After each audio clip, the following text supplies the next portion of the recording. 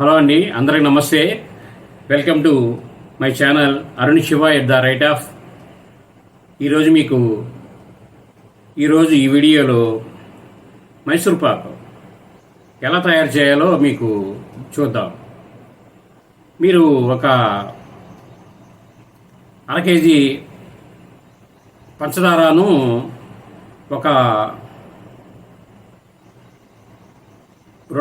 150 గ్రాములు శనగపిండి, ఆయిల్ ఒక 600 గ్రాముల ఆయిల్, నెయ్యి కానీ ఆయిల్ కానీ రిఫైండ్ ఆయిల్ కానీ, కొద్దిగా సోడా, మీరు కలర్ వేసుకోదలుచుకోండి, food colour, lemon yellow colour, ఇవి సిద్ధం చేసుకోండి. తర్వాత మీరు సుమారు ఒక కేజీ మైసూర్పాకు మనం ట్రేలో వేస్తే పట్టే విధంగా ఒక 4 పలకలుగా దాన్ని మనం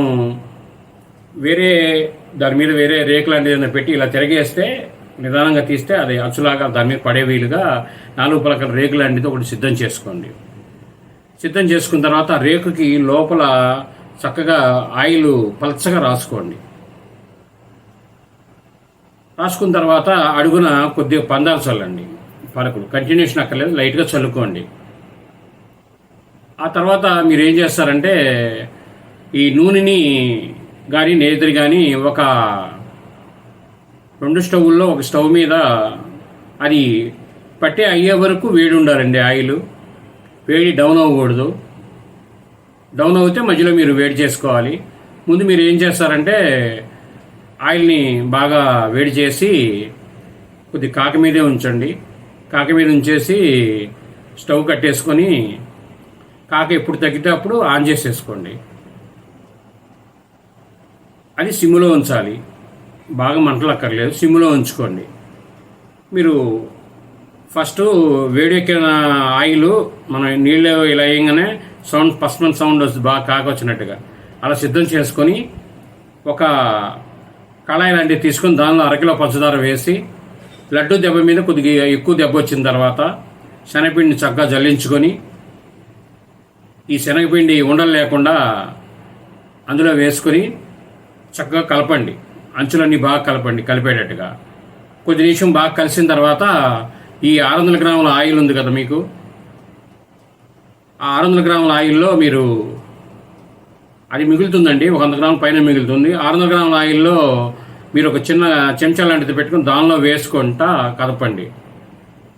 అలా మీరు కింద పాకం దెబ్బ వచ్చే వరకు మీరు కొద్దిగా మంట ఉంచుకోండి. తర్వాత దాన్ని సరిపడా ఫ్లేమ్లో పెట్టేయండి. మాడిపోతుంది, ఊరినే మాడిపోతుంది. మరీ లో కాకుండా మరీ హై కాకుండా సరిపడా ఫ్లేమ్లో ఉంచుకోండి. మీరు కదుపుతూ ఉండండి, మాడిపోకుండా చూసుకోండి. కళాయి మాడిపోతుంటే తగ్గించండి. అలా కదిలిస్తా మీరు కొద్దిగా టైం పడుతుంది, పట్టి కంగారు పడితే గబగబ తయారవ్వదు. అలా మీరు కదిలిస్తూ అంటే టైం అంటే గంట కాదండి, ఒక 10 నిమిషాలు, పావు గంట పడుతుంది. జాగ్రత్తగా ప్రాసెస్ చేయాలి. అలా మీరు కదిలిస్తున్న తర్వాత ఈ ఆయిల్ వేసినప్పుడు చక్కగా పొంగొచ్చి, వేడి ఆయిల్ పొంగొచ్చి మొత్తం గుల్లగా తయారవుతుంది. మళ్ళీ కదుపుతుండండి. అలాగే మీరు ఆయిల్ వేసినప్పుడు అది పొంగట్లేదు అంటే ఆయిల్ కాక తగ్గిపోయినట్టు అంటే ఆన్ చేసుకోండి. ఆన్ చేసి ఫుల్గా ఫ్లేమ్లో పెట్టి తగ్గించేసి సిమ్లో ఉంచండి, 0 సిమ్లో పూర్తిగా. అప్పుడు ఆయిల్ వడ్డించుకుంటా ఇది దగ్గరికి ఇలా చేయండి.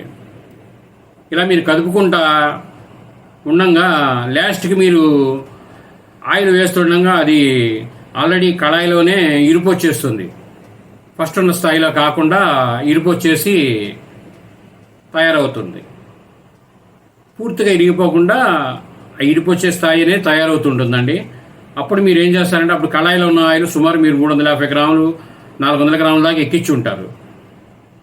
అప్పుడు మీరు పూర్తిగా ఇరిపోస్తే మొత్తం పొడైపోతుందండి. మీకు ఆ ఇరుపు వచ్చే ముందు మొత్తం దగ్గర చేసుకొని స్టవ్ కట్టేసి పొయ్యి మీదే ఉంచారు కదా, కొద్దిగా ఆయిల్ వేసి బాగా ఇలా కదుపుకొని దానిలో పోసేయండి. మీరు ఉంచుకున్న ట్రేలో పోసేయండి. పైన ఒక స్టీల్ రేకు లాంటివి తీసుకుని మెల్లగా అదమండి.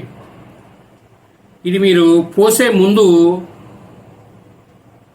తొట్టులో పోసే ముందు పట్టీలో చిటికి తినేసోడా వేయండి. ఇంత తినేసోడా వేసిన తర్వాత మీకు టైం ఇవ్వదు, వేయడం పోయడం ఒకే తర్వాత జరగాలి. అలా చేయండి, మీకు బెజ్జాలకు గొల్ల వస్తుంది. సాఫ్గా చేయండి. ఆరిన తర్వాత సాఫ్ చేస్తే మొత్తం పొడి రాలిపోతుంది. వేయంగానే సాఫ్ చేయడం, చుట్టూ అంచులన్నీ సరి చేసుకొని దాన్ని అలా వదిలేయడం. ఒక్క 5 నిమిషాల తర్వాత ఫ్యాన్ వేసుకుంటారు కదా మీరు, ఫ్యాన్ వేసుకోండి.